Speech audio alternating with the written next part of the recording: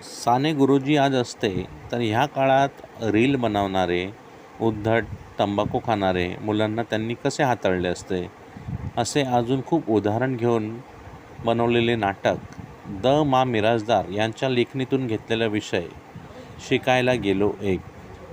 अप्रतिम comedy timing Prashant Damle यांची, तितकीच जोरदार अभिनय नवीन कलाकारांची.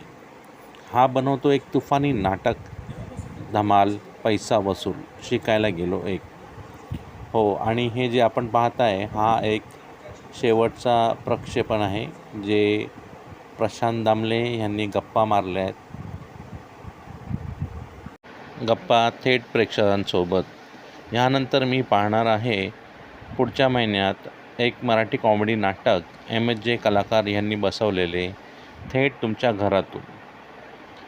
जर ते पाहता आले नाही तर मी बघणार आहे एक दुसरं नाटक, थ्रिलर 2:22. त्यांचे अपडेट्स तुम्हाला मी देत राहीन. धन्यवाद. तुमचे काही कॉमेंट्स किंवा सजेशन असतील तर नक्की सांगा, कॉमेंट्समध्ये लिहा. जय हिंद, जय महाराष्ट्र.